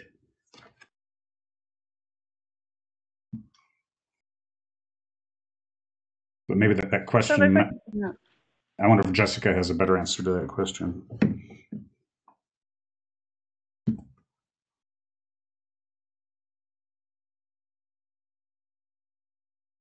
So Barry, you listened to the city council. Did you get the sense that it was coming more from the city manager than from? Absolutely. Okay. 100%. And I think Jessica's There's a couple of things that I don't feel like I have enough information about. One is, especially for the Monte Sereno residents that live, on this cut through, how do they feel? It sounds like some are for it, some were against it, but without doing some kind of survey and saying, hey, we're thinking of doing this in 2021 on Saturdays. Are you for it or are you against it? So without that information, I feel like we're kind of suggesting or, recommending or exploring something that I have no idea what the numbers are there and what the residents, which is, I think, who should be asked on this. And then the other thing is how many. So this year we can't count it because I can tell you the traffic's completely different this year. I think that's one good thing, silver lining for COVID-19. But how many cars are we talking about? What are the numbers on a Saturday and during those hours? I mean, what is that impact? So I don't feel like I have a handle on those two pieces, and to me that's information that's needed. Okay, I can tell you just anecdotally, 25 years ago, like if you've lived in this town long enough, I mean, like I would be able to take Ridgecrest. I mean, where I live. I live over, off of Carl. But if it's really crowded, I knew to go that way to get downtown because I go run my little errands and I go home. But now with all the mapping software, like you don't even have to know your way around town and it will drive you there. So that used to be one of the little secrets, like town secrets. Like you'd know that little cut through, but with the mapping and everything, everybody just follows the fastest way to go. Um, it was last summer. I wanted to take my daughter downtown, and it was beach traffic time, and I'm like, I didn't even know, like, we never used to, go to the beach too much, but I was like, let's just go run downtown, do our little errands. I said, well, we'll use Ridgecrest. It took us 40 minutes to get from our house to halfway down Ridgecrest, and we didn't have enough time. We turned around and came home because we were running out of time. That should have taken me 7 minutes, and I wasn't even close to town. So the volume of cars is ridiculous on Ridgecrest, and I don't live there.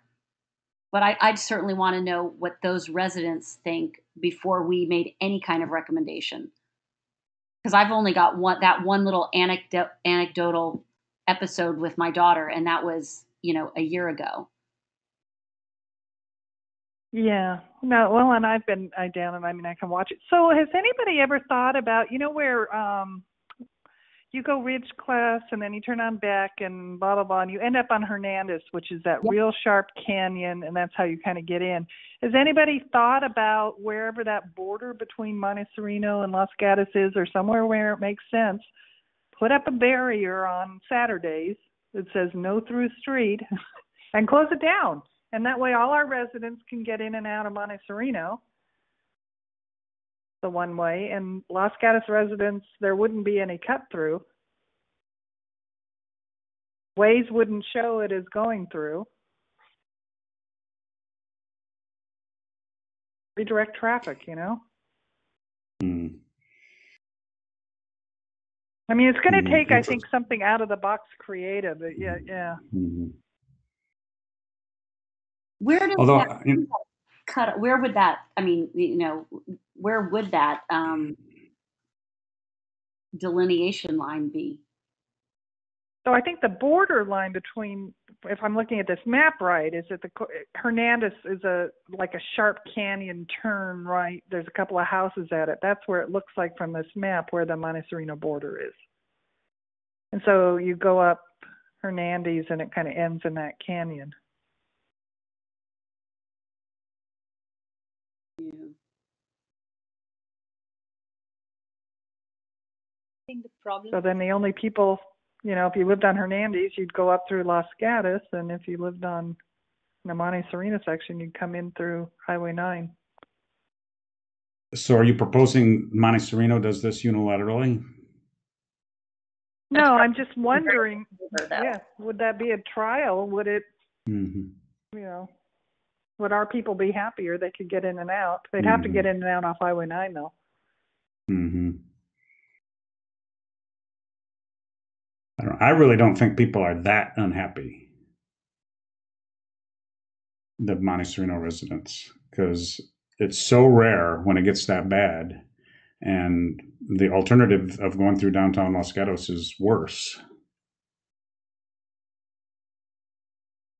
Right. That's well, then maybe it could be agendized, and they could say, this is what we're thinking of, or people surveyed or something to get more information on how the residents do feel.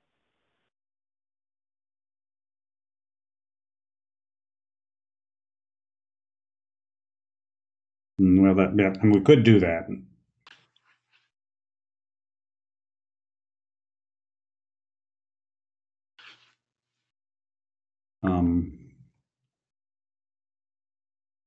And what is Los Gatos doing to address beach traffic in their city?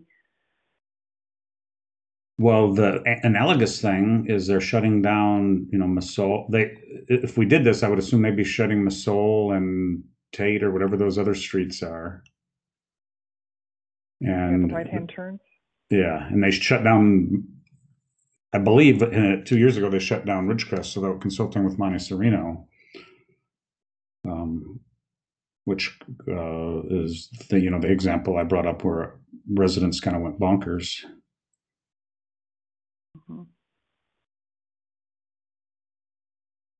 So, I mean, my gut feeling is just say that it's not a good idea, but I hate to be too pushy on this since it's my, I obviously have a strong opinion, but sadly, I don't think anybody else has, everybody else needs data before they could form any kind of opinion. Yeah. So, Jessica, are you looking for a recommendation from us, or what are we supposed to give you back on this? So I'm looking for a recommendation on how you think we should move forward with pursuing this. And if it's not to pursue this, then maybe a little bit of an explanation of why. Which I think to say that Los Gatos has tried many things and they haven't worked is a sufficient, explanation. Or defensible explanation. But what I'm looking for is for your, the commission's opinion on if we should move forward and if so, how. I would certainly like to know how most of the residents feel who live on that street, who are going to be impacted by that before I make a recommendation. Because first of all, I don't drive that. I know where it is. I don't drive it too often. And I don't think I have enough data to make an informed decision. Just because the city manager wants to do something, I think it's our job to, kind of question and make sure we're, going about things the right way. I'd certainly like to know more about it, have a little bit more data before we just said, hey, well, we've tried those things, let's try this. Now, there's two ways that come to mind to get data. One, we could survey people, and another one is if there's any way we could be kept abreast of complaints. That would be an even easier approach. Well, unfortunately, there's probably not many complaints right now because it's not backing up too much. Mm-hmm. Historical, unless there's a past log. Is there Yes, historical data? Because that would be, maybe we could have access to historical complaints. We can't judge anything by this summer because this is an anomaly. Mm-hmm.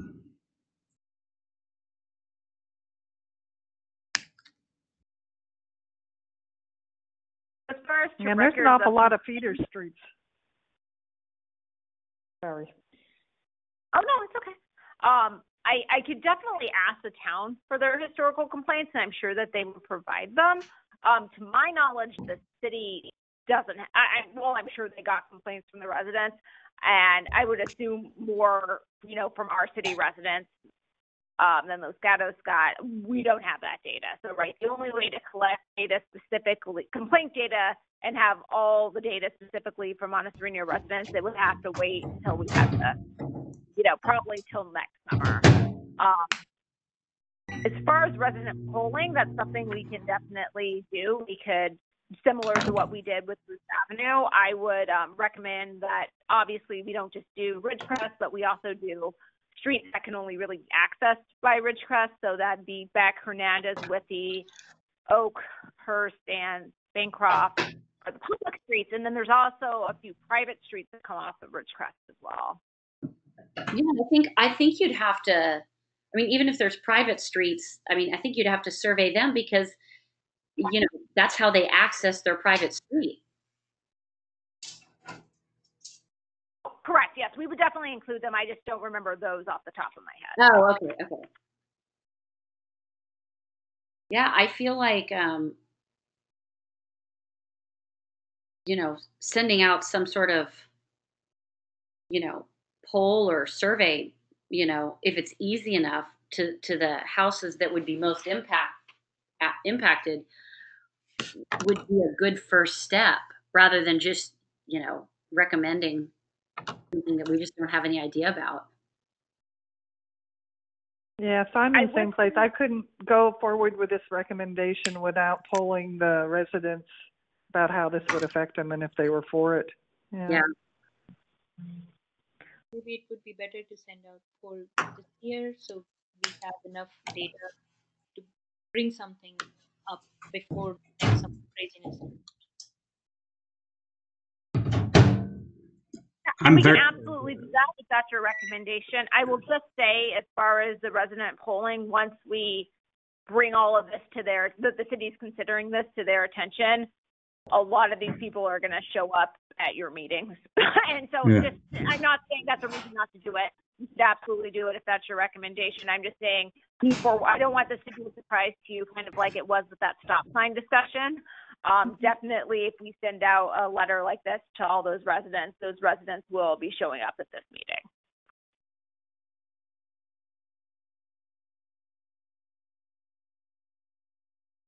That's better than them showing up after we recommend something. Yeah, I was going to say, I mean, I you know, if you're looking for a recommendation, or you know, or the city manager is, I can't say yay or nay without knowing what the residents think, because those are the ones that are going to be most impacted. And I don't think we can be afraid of hearing what, you know, the residents, you know, say. But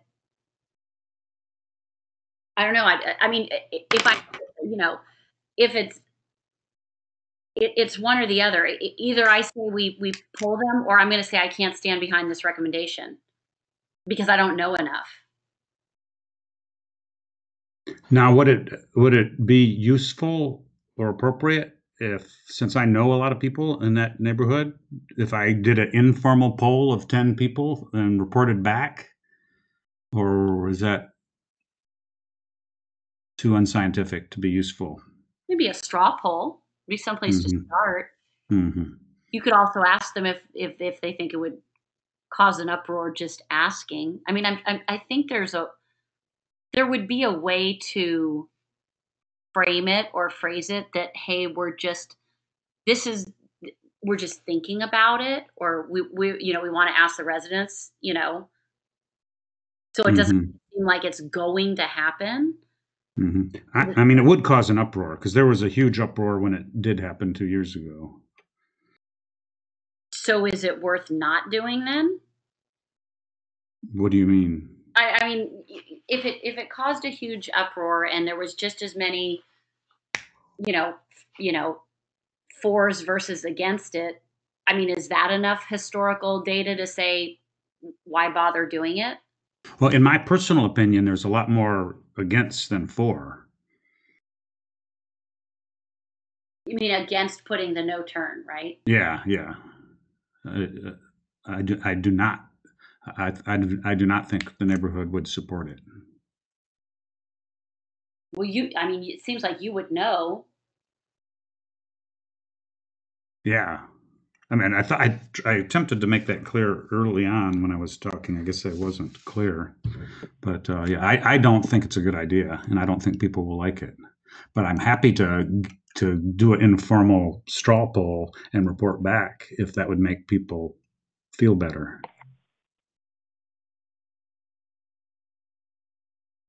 Maybe that's a good place to start. Just even if we are getting negative opinions, so we have enough data to go on before we see it. Shalini, do you have any ability to speak louder? Whenever you speak, I really struggle to hear you. Oh, I'm so sorry. Is it better now? Yes, that's a little bit better. I was just trying to keep it quiet. My husband is on a call in the other room, so Sorry about that. no, we all are struggling for bandwidth and data. So I'm sorry to cause you trouble. So Barry, if you did like an informal straw poll and, you know, it was overwhelmingly not for, you know, putting the do not turn sign on, then that might be reason enough to say we don't need to do any more. In my opinion, yes. In my opinion, we shouldn't do anything anyways. So I'm just trying to give you guys data to agree with me.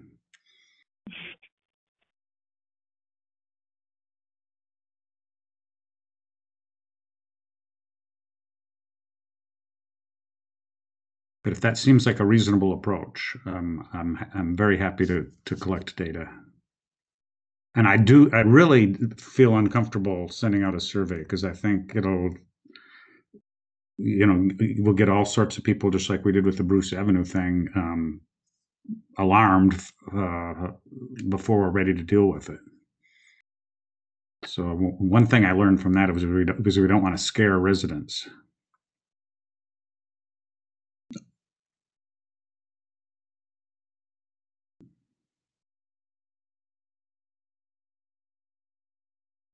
Any other opinion, Joanne?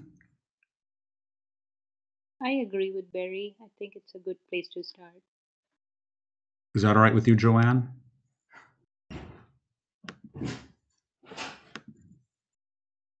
Oh, she's not on anymore. Oh, no, there she is. She's 707? No, that's Jessica. yeah. There's no more phone symbol next to her, so I think we lost her. All right, so do we need a some sort of a specific recommendation, or can we tell you, Jessica, that at this point in time we're inclined not to do anything, but we're going to collect some data from residents and look into it a little more? Barry, can you hear me now? Yeah, you're back. There she is. Good. I was there. I was listening, and I kept saying things, and it dropped, and then I called back in, and I got muted. Yeah, we could see I could see on the screen that they give us that your phone, you didn't have a phone symbol next to your number anymore. Yeah. You want to ask Joanne what she thinks about, your straw poll? Informal. You heard the discussion, Joanne? Yeah. So Barry, do you live in that neighborhood? Is that how you? Or Yes, do I do. likewise I with do. people? I would be directly impacted by this. I live on one of those private streets off Ridgecrest. Well, and I'm willing to take your I mean, that's fine to do a straw poll, but I'm willing to take your knowledge that, and I can see, I mean, there's an awful lot of people that are going to get impacted by this, by not being able to get into their homes. And I don't know how we can do that in good conscience. Yeah, I mean, there's no benefit to these people. No, to restrict their access. Yeah, unless it cleared the street out completely and they could get through it another way, but then they have to go downtown, which is where everybody will be. Yeah, I mean, this is a bigger problem than closing Ridgecrest. This is all those people wanting to get on Highway 17 and it not having the capacity to take them. So, yeah, it's not a solution that does anything except maybe help a few people in Los Gatos, but they can't get in there that way then either. Yeah. And it may be merchant based, the dollars going into downtown and stuff. That may be a big push behind this. Because I know it was hurting the merchants when people wouldn't go downtown because they couldn't get there. Yeah. Jessica, so I'm fine with a straw poll. I'm fine going, just saying we can't support this recommendation. Jessica?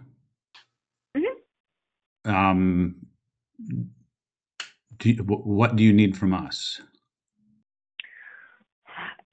So what I'm hearing from you is that you want Barry would go out, ask some of his neighbors, get a straw poll, and then you guys would come back next meeting, discuss it again, and then be prepared to make some kind of formal recommendation. Is that correct? Yes. Okay.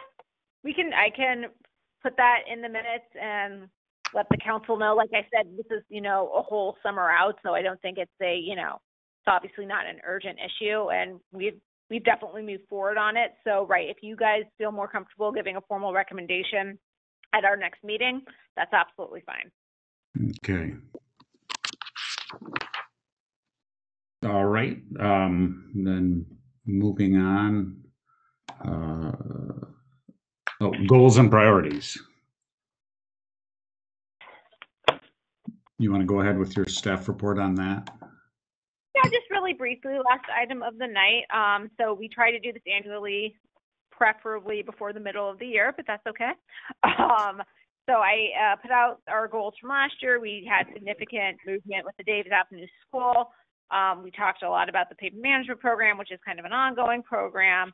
I listed all of your former goals. I reiterated the rules of the commission and put out there some potential topics.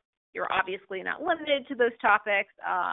This is for you guys to decide kind of what you want your emphasis to be this year outside of things that come up either from the council or other items from the general public. So yeah, I am here just to record what your thoughts are. One thing that seems obvious, since we're already doing it, at least we can check it off, is say, implement or recommend the council implement a traffic calming policy.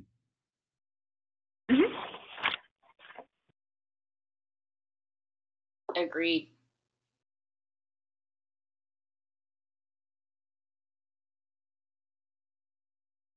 And would you also add to that to facilitate its use?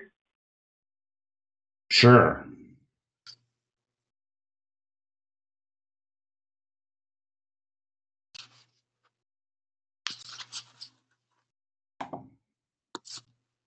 Should we put something, do people think we should put something specific about Bruce?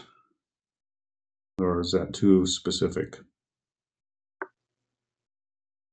Oh, I think, well, is that part of the Dave's? Well, our 2019 had the Dave's Avenue, but we didn't really say anything about Bruce. Yeah, I like it. I was going to say I'd like, especially after going out and watching counting the kids that one day or watching them, I think that's important. And I think because, there's been kind of uncertainty about what's going to happen on there, whether it's speed humps or whatever, get a policy, that's kind of moved down on the totem pole of, fixing the streets. So I think we should keep that as a priority so that we can kind of figure out what's going to be done and we can give it a direction so that can move forward.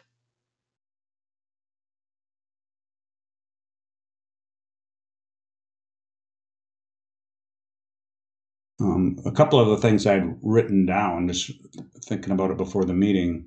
Well, one is that there's a pretty big plan, I believe, by Los Gatos with input from us to improve Winchester and make it a lot more bike friendly. Right. Is that something we can and should be involved with? And is that a 2020 thing, Jessica? Yeah, I have some great information about that one, actually, that I was going to cover in the engineer's report, but now is a totally appropriate time. So together with the Town of Los Gatos staff, we submitted a Measure B grant application to fund the design of improvements to Winchester Boulevard, and we were selected to receive one of those grants. So it's still being worked through on the VTA side. It's a 30-year program, and so where we rank and how prepared projects that ranked in front of us are to spend money is going to affect when we're going to actually get the money to do the study and to review the improvements. So it may be a 2020 item, and it may be pushed off later, just depending on when those monies become available. But that's definitely something that the commission would be involved in. Do you know when you'll find out when you'll get the money? To be honest, I would say it would be the end of the year. By the time all the agreements got signed and it finished going through the VTA process, I would guess we would know more in December. And when you go ahead. Oh, no, go on. No, I was going to say, when you said it's a 30-year, project or something, is there the potential that they might say you're not getting this money for 15 years, 18 years? Or are you going to get it over 30 years? I don't know. Right. So, it just depends on the people who are ranked in front of you, how they're prepared to move forward. So there could be projects. There's like a project in Mountain View that's a huge project on El Camino Real that they're not going to have it together to actually construct that for like 10 years. So that money would be available to projects under them because they're not ready to go, even though they rank higher. So it just depends on how many projects are kind of in that situation as to when we would get funds. And you might have a clearer picture of that by the end of this year. Correct. Okay. I mean, have they already submitted everything and they're ready for funding? If the BTA gave us money tomorrow, we'd be pretty ready to go. Okay. Okay. So, I mean, they would have to bid it to they have preliminary designs, which are on their website. I believe Ying talked about that when she came to the meeting a couple meetings ago.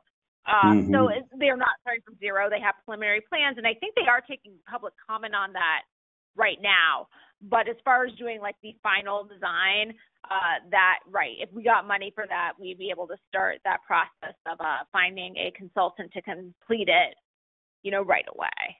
So interestingly enough, Jessica, I had asked during that meeting that they, reach out to Monte Sereno residents who are directly impacted, like those of us who live right off of, like, we don't have a Los Gatos address, we have a Monte Sereno address, but we have to exit our property. We have to use Winchester Boulevard. I never got any kind of notification or anything regarding public comment. So I want to say, due to this whole COVID situation, that a lot of their public outreach was put on hold. So while the mechanism for you to make public comments is definitely out there and there's ability to do it, their public outreach to say, here, please come comment on this, and public events they were planning on being at and things like that have all been kind of put on hold since everyone's been working from home. So is all the information on the Los Gatos website? Yes, they're I think LG Connect or something to that effect is, yes, they have all that information on their website. Okay, thank you. So how much opportunity do you see for us to be involved in this? I mean, are we going to primarily be bystanders and citizens giving input, or? I think we have a fair amount of weight there because we are contributing, our percentage of money into it. I mean, of the stretch that we're talking about of Winchester, about 12% belongs to the city of Monte Sereno. So we at least have a 12% say. And I think, considering the project managers on Los Gatos, then they're really open to listening to what we have to say and considering it. So I think there's definitely an opportunity to be active participants. Okay. So you think it seems reasonable to have that as to take an active role in that as one of our goals? I would say that and put somewhere kind of a caveat on there depending on when that project actually gets started. Yes. Pending funding. Do other people think that's a good thing to put on there? I do. Yeah, I do. I do.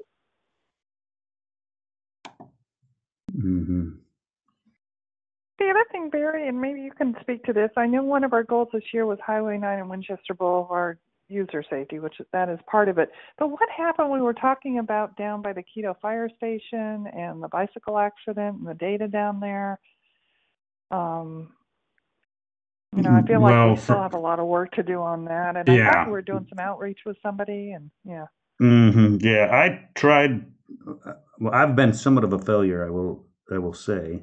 And I've reached out to a few people, but I haven't really got any traction on anything, or really got anywhere.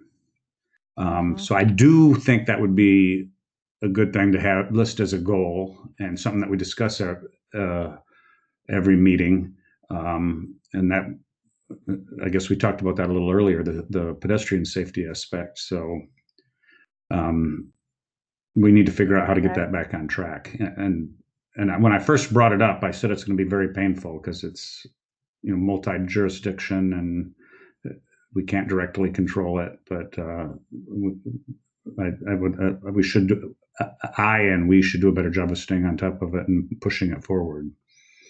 Yeah, I think it's still there, and we need to have it.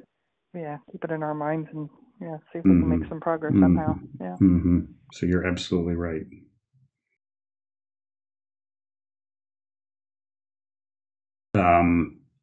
I had two other things that I had thought about. One which I looked at the goals first, and one was work with Los Gatos, both generally speaking, and with respect to these Winchester improvements that we talked about a couple minutes ago, and also with respect to beach traffic. I'm not sure if that makes sense. Anything else specifically working with Los Gatos to have as a goal? What do other people think about that? Maybe beach traffic, although the council. Sorry. No, go ahead, Joanne.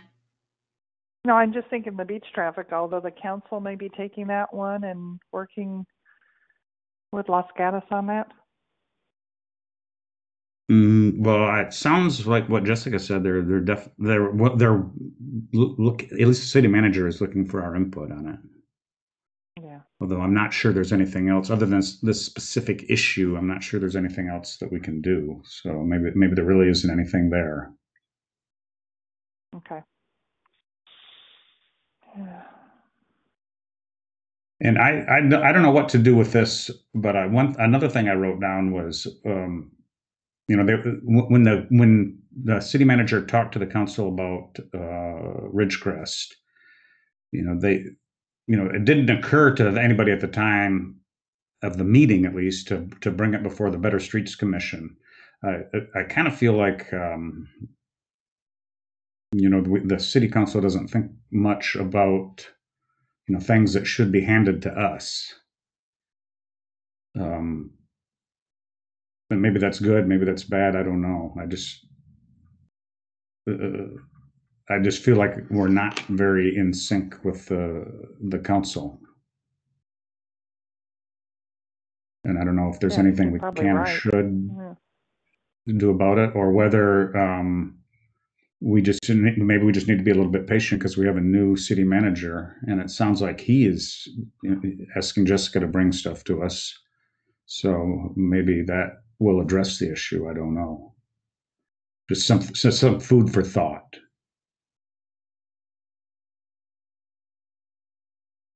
Yeah, I think you have a good point there. Yeah, we've got to keep an eye on it. Mm-hmm.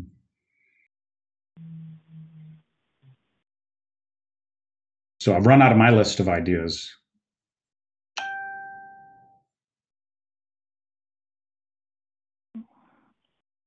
And I think that's plenty. With the speed we're able to move, it seems like that's a good list. Mm. Yeah, given that's already June. Mm-hmm. Maybe it should be a 2020, 2021 list at this point in time. Yeah, that's true. Yeah. Did you happen to write these down, Jessica? Yeah, so I can repeat to you what I have down here. I have the Highway 9 user safety. Mm-hmm. I have the Winchester Complete Streets project in tandem with Los Gatos. I have the traffic calming policy, and I have the issues in general with Bruce Avenue. Was there anything else that I missed? Not that I recall, although I think independently you had stuff that you had written down that was should still stay on that list. Ones? Yeah. Potential topics. Yeah, obviously the pavement management program, that's receive updates. The bicycle pedestrian master plan. I mean, it seems like we should at least go over that and see where it passes through Los Gatos and understand that. Passes through Monte Sereno. Does anybody have any comments on what, if anything, we should do with that? Well, I think I think we need to know. Yeah, it'd be good to look at it. You probably are much more versed in it, Barry, than the rest of us. Yeah, I'm not super versed in the Los Gatos one, just the county one. So is theirs available online then? We can link to it, right? I don't know, probably, but I think it's massive. The town's bicycle master plan is definitely available on the town's website. It used to be available on our website, though I know our website was upgraded, and I'm not sure every single link got transferred. So it's for sure you can find it on the town's website.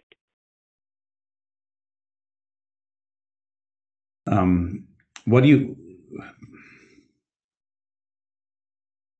What do we I'm think we wondering should if we do? look at it. Yeah, what do we do with it? Yeah, I mean, I feel like we should all know what elements of Monte Sereno are included in it.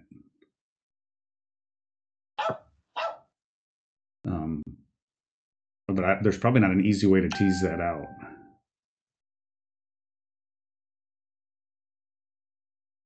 Yeah. But maybe a couple of us could have a look at it and make a stab at it and report back. I don't know. Yeah, Or do we that's feel a like good we should? idea. Yeah. What were you thinking when you wrote that down, Jessica? I mean, I think it's important. I'm curious exactly what you were thinking. Just that I don't believe with this group that we've really gone over what's in it, how it affects the city, how projects that are just in the town but also affect city residents as far as like children getting to Fisher Middle School, for example. Mm-hmm. And just kind of exploring if anything is either worth pursuing or worth I know Los Gatos has a lot of projects in flux, putting our support behind projects that they're doing. Just I think a general knowledge of us all being on the same page of what's even in there. Mm-hmm. Yeah, that makes a lot of sense. What do you think the easiest way for us to get to that point would be? I mean, we can definitely agenda it in general as just let's open this up together and let's go over the projects that directly and indirectly involve the city and see if some of them even make sense anymore. Because the plan now is 3 years old, and some of the projects may have been completed, and so just kind of taking a look back at this plan, where we are now, and what makes sense to pursue or not. Mm-hmm. Okay. And so is it reasonable for you to kind of prepare that for us, or is that? Yeah. Mm-hmm. It is? Okay. Do people feel that's a good thing that we should do? I think it could be an agenda topic for our next meeting. Mm-hmm. I mean, it sounds like it's going to be like a review, and we can ask some questions and see what it's, what it looks like. Yeah, it may not lead to any action. And it wouldn't have to be the next meeting if Jessica feels like she's got too much on her plate. Exactly. Because I don't want to overload her. Okay, so do you want to keep that as specifically a goal and priority? Do you want that on the list, or you just want me to keep that as something that we should discuss at a future meeting? I'd vote for keeping it, since we're going to do it. Go ahead and keep it as a goal. But maybe other people think that it's a stretch. But I think it's probably a goal we can achieve within our next couple of meetings. Mm-hmm. I don't think it's going to take as much time as Dave's Avenue or Bruce. So yeah, it shouldn't take a lot of time, but who knows what might come out of it. But yeah, you're right. And then the last one, I guess, is respond to the community. Is that what you meant, Jessica? Yeah, pretty good. Yeah. Effectively, give prompt responses to items that come to our attention. Mm-hmm. Mm-hmm. Okay. So it sounds like both the list that you prepared and then the additional items that we came up with. Any comments on that? I think with the additions, I think it looks good. Mm-hmm. It's plenty long. Should we make it 2020 or 2021? I don't know. When do we have to redo our goals, and does it matter if we change the dates on those, or? I think it's up. Fine. Okay. Yeah. Okay. 2021 works for me.